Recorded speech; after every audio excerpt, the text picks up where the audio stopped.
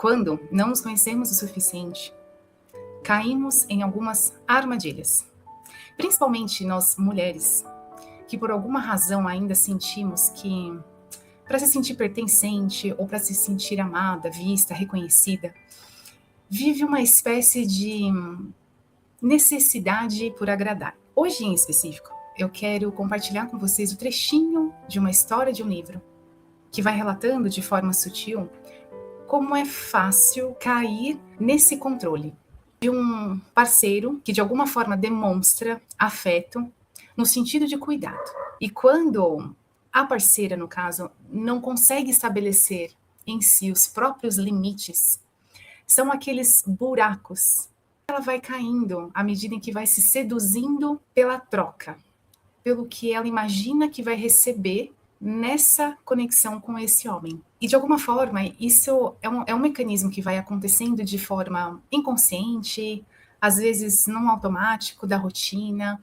Ele vem um pouco mais camuflado, vem como uma espécie de proteção, de cuidado, de elogio, de sedução. Só que aos poucos, à medida em que eu vou relatando aqui o caso, e vocês podem ir percebendo que é bastante perverso até. E como existem mulheres que caem nessa situação. E depois, o mais grave, ela se perde da sua própria identidade. Muito num sentido de querer agradar demais, ou por achar que fazer exatamente aquilo que aquele parceiro ou parceira está pedindo vai ser o suficiente como garantia para que essa relação continue para sempre. Fica comigo aqui nesse vídeo que eu tenho certeza que vai te surpreender essa história, e que se de repente você passa por uma situação assim ou conhece alguém que está vivendo algo parecido, fique atento. Fique atento, conversem a respeito, procurem ajuda de profissional justamente para poder ampliar um pouco mais essa consciência. Então vamos lá, pega uma cadeira, pega um chá, que a história é boa. Quando se conheceram, Gale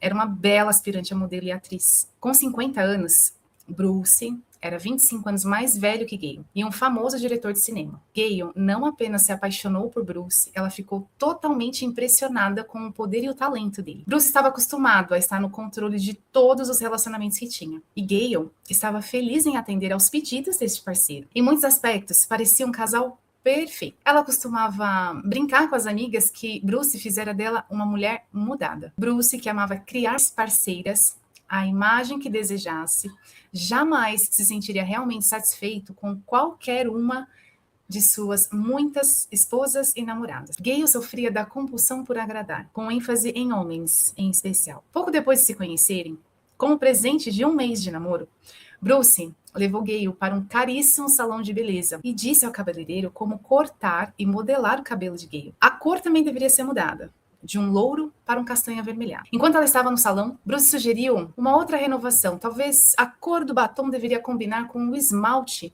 vermelho brilhante que ela escolheu para as unhas das mãos e dos pés. E Bruce avisou Gale para que jamais deixasse o esmalte lascar, pois ele odiava aquilo em uma mulher. Bruce também insistiu em comprar novas roupas para Gale, para fazer compras, para que ele realmente pudesse escolher as roupas e os sapatos que ela deveria usar. Como era ele que pagava, por que não deveria escolher então as minhas roupas e sapatos? Esse era o pensamento de Gale. Afinal de contas, a pessoa que eu mais quero agradar com a minha aparência é ele. Bruce era um pouco reticente em relação a se casar, pois ainda estava no processo de divórcio da sua terceira esposa quando começou a sair com Gale. Ele insistia que ainda acreditava em amor e romance e pensava que com Gale, enfim, ele ia acertar. E ele explicou que as sugestões para refinar a aparência de Gale foram feitas visando um possível matrimônio. Admito que não sou muito tolerante em relação às falhas nas mulheres, Bruce disse a ela no começo do relacionamento. Falando sobre suas esposas anteriores, ele disse: o que realmente me magoou foi como todas desistiram de tentar me fazer feliz depois do casamento. Obviamente, eu perdi o interesse sexual e os relacionamentos tiveram que acabar. Gale prometeu a Bruce que jamais deixaria de tentar fazê-lo feliz. Bruce providenciou para que ele e Gale se exercitassem 2 horas por dia na academia da ginástica da sua casa. Ele tentava monitorar tudo que Gale comia e bebia. Não a deixava consumir álcool porque a bebida faria com que a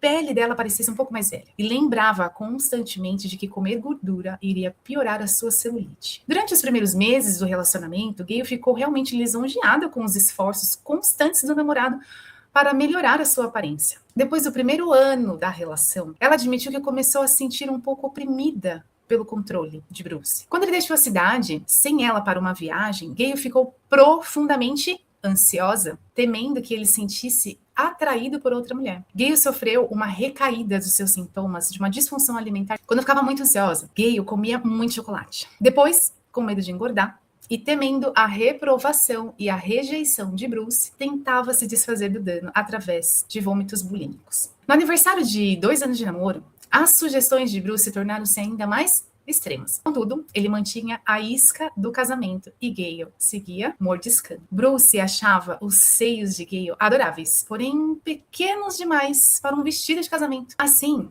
Bruce levou-a num cirurgião plástico e escolheu os implantes com um tamanho que considerava ideal. Mas a criação de Bruce não parou por aí. 6 meses depois, ele retornou com ela ao cirurgião plástico para aumentar mais um pouco os seios já volumosos. Também disse a ela para fazer implantes na bochecha, a fim de melhorar sua estrutura óssea facial, e achou que seria bastante prudente que ela tivesse o batom, as sobrancelhas e a sombra dos olhos coloridas permanentemente. Olha só que curioso, para que ela ficasse linda na cama logo de manhã. Apesar de graves apreensões, Gale seguiu concordando. Afinal, ele estava cuidando da sua aparência e zelando por aquele relacionamento com uma possível promessa de que se ela se comportasse assim, naturalmente ela seria aceita finalmente para ter um matrimônio. Ironicamente, quanto mais Bruce mudava, menos confiante ela ficava com a sua própria aparência. Claro, na tentativa de fazer o Bruce feliz, ela perdeu o controle da sua própria identidade. A sua extrema dependência, cultivada pela necessidade de controle do Bruce,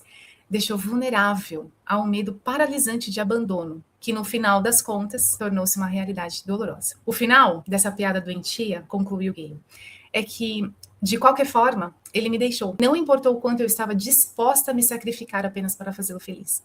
O mais triste é que, quando eu me olho no espelho, eu vejo a imagem que Bruce tem de mim, em vez de ver a imagem de mim mesma. E como não fui boa o suficiente para mantê-lo, sinto-me fatalmente defeituosa, mesmo que outras pessoas me achem bonita. Bom, esse aqui foi só um recorte de várias outras histórias, mas esse em específico me chamou bastante atenção, porque aqui nós podemos escancarar os exemplos, mas não precisa ir muito longe. Essa forma de controle, que de alguma forma conta para outra pessoa, olha, isso aqui é um gesto de cuidado, isso aqui é importante para a nossa relação. Se você continuar se comportando dessa forma, eu vou ficar feliz do seu lado.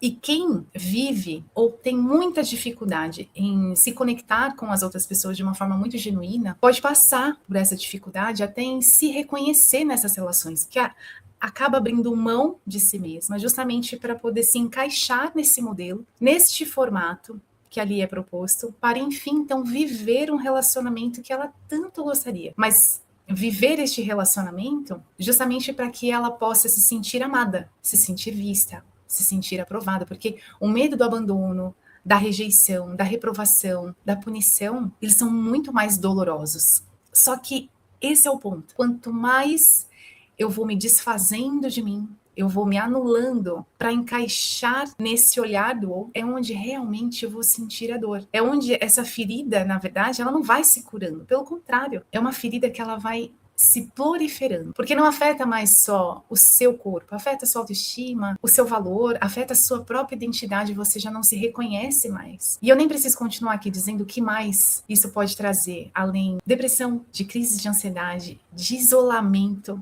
não conseguir mais manter um vínculo social que seja com família, amigos, ou até mesmo de ter um possível relacionamento saudável. Bom, se você ficou comigo até aqui, se observe, perceba se você ainda procura estar em relacionamentos em que você mais faz para o outro, mais tenta agradar o outro por conta de uma promessa, de uma relação estável, e o quanto isso vai afastando você de você mesmo. Curta esse vídeo, compartilhe com quem você achar interessante, e eu te vejo num próximo tema.